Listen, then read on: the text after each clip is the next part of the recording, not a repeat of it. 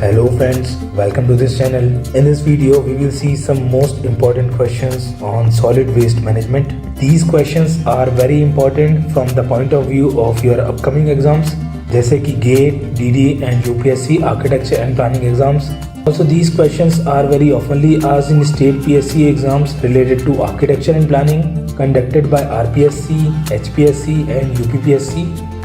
So my name is Rahul and you're watching Architecture and Planning with Rahul. And we are studying the most important questions on solid waste management. तो दोस्तों शुरू करने से पहले solid waste management से related 2-3 चीज़ें आपको पता होनी चाहिए. First is the responsible ministry, that is ministry of environment and forest. And this waste management is come under municipal solid waste management and handling rules of 2000. And who prepares this municipal solid waste? That is CPHEEO. And its full form is Central Public Health and Environmental Engineering Organization. And this organization prepares manual of municipal solid waste. This organization came into existence in 1954. Now a question comes is who is responsible for municipal solid waste? So ULB, that is urban local bodies, are responsible for municipal solid waste in a city in his jurisdiction. So these are some general information related to solid waste management. Now we will see the first question, that is which one of the following is not represent the 3 R's of waste management? So friends, 3 R's of waste management are reduce, reuse and recycle. So the correct answer of this question will be regenerate, which does not represent the 3 R's of waste management. Now next question is what is the correct order of the waste management hierarchy? तो दोस्तों सबसे पहले हम try करते हैं reducing और preventing the waste generation, and if waste is somehow generated then we will try to reuse the same product, and if doesn't work then we try to recycle the product in order to minimize the need of that product, and if anyhow the waste is generated after recycle then we disposed it. So this is the waste management hierarchy. Therefore, the correct answer of this question is option number D, prevention, reuse, recycle, disposal. Question number 3 is how many main primary components exist in integrated waste management? So friends, there are 3 main or primary components exist in integrated waste management. So the correct answer is option number B. And what are these 3 components? First is source reduction, then comes recycling, and in the last come disposal. चलिए देखते हैं अगला question. The municipal solid waste is the term used to describe which kind of solid waste? So MSW describes the non-hazardous waste from a village, town or city, or especially an area that comes under our jurisdiction, and this waste requires daily collection, then transport to a disposal site for processing. So the correct answer of this question will be non-hazardous waste. Question number 5 is what is called for the method of burning municipal solid waste in a properly designed furnace under operating condition and suitable temperature? So this method is called as incineration. So incineration is a chemical process जिसमें garbage में मौजूद flammable parts mix होते हैं oxygen के साथ, then discharge होते हैं environment में in the form of carbon dioxide and water. But this process requires right operating condition and suitable temperature. Let's move to the next question. The first city to establish the system of waste removal was. So Athens was the first city that establish the waste removal system in 320 BC.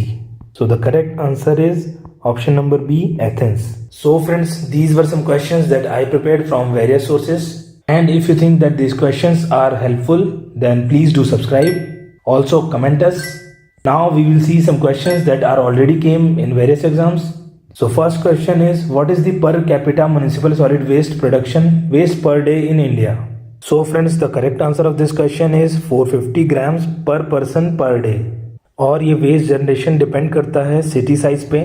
So as per URDPFI exact value is 0.2 kg to 0.6 kg and it depends on city to city with population 10 to 50 lakhs from small to large. Next question is, which of the following is not at all incorporated in solid waste management? So friends, sanitary landfill is very common method of disposing waste on land and it should done by without disturbing the environment and public health. Next option is flocculation and it is related to waste water treatment process. Third option is pyrolysis and it is very common technique used to convert plastic waste to energy.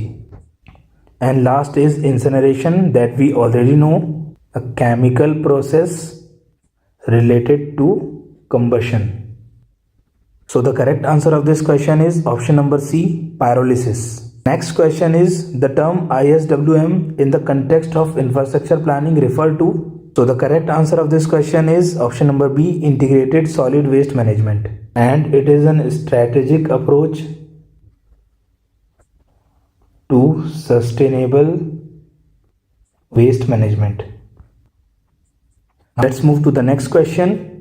The term municipal solid waste is generally used to describe. So municipal solid waste is the waste generated within a municipal jurisdiction.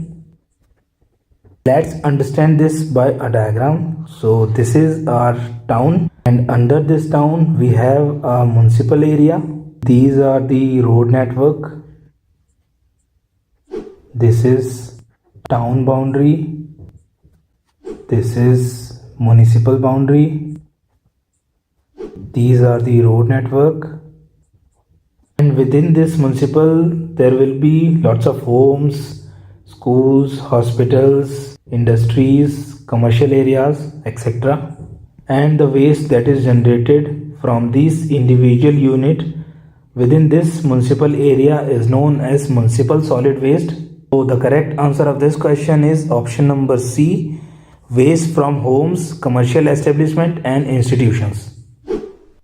So this is our last question of this video. The fuel derived from combustible waste fraction of solid waste like plastic, wood, pulp or organic waste material in the form of pellet or fluff produced by drying, shredding, dehydrating and compacting of solid waste is called as? So this is known as refuse derived fuel. So the correct answer is option number A. So friends, these were all the questions related to solid waste management. इसके अलावा यहाँ पर कुछ standards और guidelines है that you can refer for your further knowledge. Most important question related to fire safety. So fire safety norms are generally prepared by NBC, that is National Building Code, and this NBC is prepared by Bureau of Indian Standards. In the last video we have already discussed about NBC. अगर आपने उस video को नहीं देखा है तो इस आई button पर क्लिक करके आप उस वीडियो को देख सकते हैं. Let's see first question of this video, that is maximum angle of inclination of external staircase used as fire escape as per NBC should be. So friends, as per NBC, maximum angle of inclination of external staircase is 45 degree. So the correct answer of this question is option number C, 45 degree. Let's move to the next question. Maximum height of handrail of external staircase used as fire escape as per NBC should be. So friends, let's understand it by a diagram. तो दोस्तों ये है हमारा trade और riser. These are the balusters and this is the handrail. तो दोस्तों as per NBC जो maximum height होनी चाहिए किसी हैंडल की वो होती है 1200 mm. So the correct answer of this question is option number D, 1200 mm। इसके अलावा एग्जाम में ये भी पूछ सकता है कि दो बलूस्टर्स के बीच का डिस्टेंस कितना होना चाहिए, तो ये होता है 150 mm। Let's move to the next question. Minimum allowed width of tread and maximum allowed width of riser of an external staircase used as fire escape as per NBC should be. So this is again a question on external staircase. तो दोस्तों किसी staircase में एक trade की minimum width होनी चाहिए 250 mm। अगर इससे कम होती है तो ये स्टैंडर्ड को फॉलो नहीं करता है।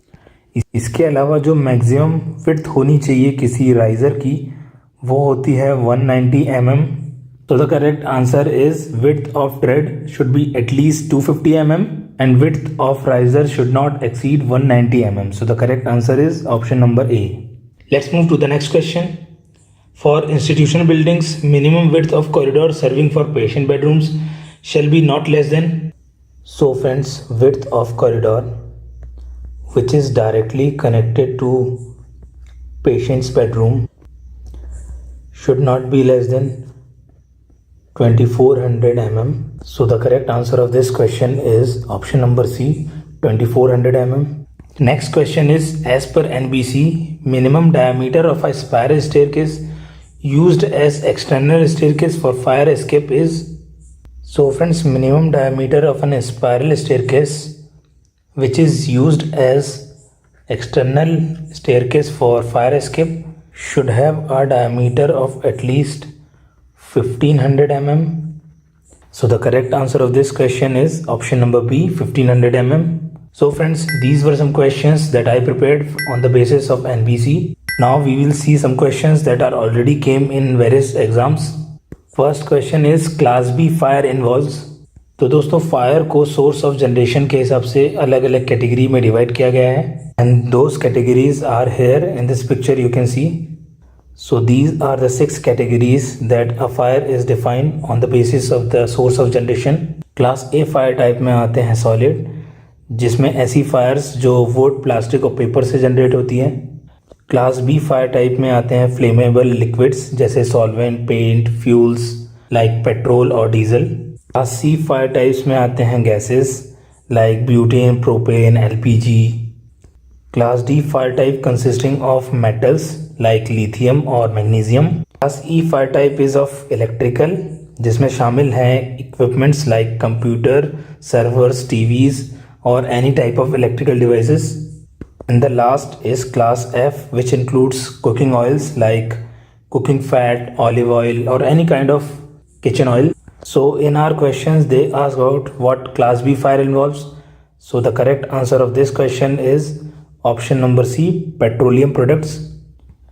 Let's see the image again. So here you can see that different type of fire extinguisher are given. तो यहाँ पे आप देख सकते हैं कि powder type of fire extinguisher सबसे ज़्यादा इफेक्टिव है. कभी कभी एग्ज़ाम में फायर एक्सटिंग्विशर के कलर कोड भी पूछ लेता है. तो पाउडर टाइप का कलर होता है ब्लू, फोम टाइप का ऑरेंज, CO2 का होता है ब्लैक, वाटर को रिप्रेजेंट करते हैं रेड में और wet chemicals is represented by yellow colour. So do remember these codes also. Now move to the next question. An upright pipe with one or more nozzle or sprout for drawing water from a main specially for fire fighting is a. तो दोस्तों इस तरह के pipes को हम कहते हैं fire hydrant और ये जनरली स्ट्रीट्स में लगे होते हैं और इसमें कुछ 2-3 नोजल होते हैं which are used to draw water during the fire. So the correct answer of this question is option number D, hydrant. Next question is, as per NBC 2016, the fireman's lift shall load capacity of not less than. So friends, fireman's lift की जो load capacity है वो होनी चाहिए 545 kg and it should have at least carry 8 persons. इसके अलावा जो इसका फ्लोर एरिया है वो होना चाहिए minimum 1.4 square metre. So the correct answer of this question is option number B, 8 persons. Let's see next question. What is the minimum width and height of the passenger way required as per NBC 2005 for the firefighting vehicle to enter the premises at the main entrance? And and this question was came in ISRO 2017 exam. दोस्तों किसी premises के entrance gate की minimum width होनी चाहिए 4.5 metre at least and its height should be at least 5 metre. So the correct answer of this question is option number D, width 4.5 meter and height 5 meter. Next question is, as per NBC 2005, the institutional buildings like hospital, what will be the minimum width of staircase, minimum width of tread and maximum height of riser? So the correct answer of this question is option number A. And as per this, minimum width of staircase should be 1500 mm, minimum width of tread should be 250 mm and maximum height of riser will not exceed 190 mm. Let's move to the next question. In case of electrical fire, which of the fire extinguisher we applied? So as we already discussed about the type of fire extinguisher and where we can use them, and as per that CO2 and dry powders are very effective during the electrical fire. So the correct answer is option number C. Next question is, as per NBC 2016, match the statement about fire and life safety in group 1 with true or false in group 2. Statement P is, for building more than 24 meter high, refuse area shall be provided. So this is a true statement. Next statement is, wall of lift enclosures shall have a fire rating of 1 hour. So this is a false statement because wall of lift enclosure should have 2 hours of fire rating. Next statement is, for high-rise buildings above 30 meter in height, provision of helipad must be made. So this is a false statement because helipads are required for all the buildings that are 50 meter or above in height. Last statement is, automatic sprinklers shall install in basements used as car parks if area exceeds 200 meter. So this is a true statement. Therefore, the correct answer is option number C, P1, Q2, R2 and S1. Next question is, under fire and life safety for high-rise buildings, as per NBC 2016, match the statement 1 in group 1 with true or false in group 2. Let's see all the statement one by one. Refuse area shall be provided in buildings of height more than 50 meter. So this is a false statement, because as per NBC, first refuse area is required in 24 meter और उसके बाद हर 7th floor में एक refuse area होना चाहिए. So what is refuse areas? So refuse areas are vacant spaces or vacant floors in a high-rise building. So these are the vacant floors. And as per NBC, first refuse area is required within 24 meter and after that every 7th floor must have a refuse area. Let's see next statement. Horizontal exit shall be through fire door of 120 minutes rating in a fire resistance wall. So this is a true statement. And apart from this, these doors should be openable all the time from both the sides. Third statement is, automatic sprinklers shall are required in residential buildings above 40 meter in height. So this is a false statement because as per NBC, automatic sprinklers are required in a residential building above 15 meter in height. Even it is required in a building with less than 15 meter in height in some cases. Last statement is, automatic detection and alarm systems are required for institutional building of height 15 meter and above. So this is a true statement. Therefore the correct answer of this question is option number D. So this is the last question of this video. As per NBC 2005, automatic sprinklers shall be installed in basements used as car park or storage occupancy if the area exceed. Correct answer of this question is option number A, 200 square meter. So friends, that's all in this video. If the video was helpful, please do like. And if you are preparing for government exams of architecture and planning, then please do subscribe this channel. मिलते हैं आपसे अगले video में. Until then, goodbye.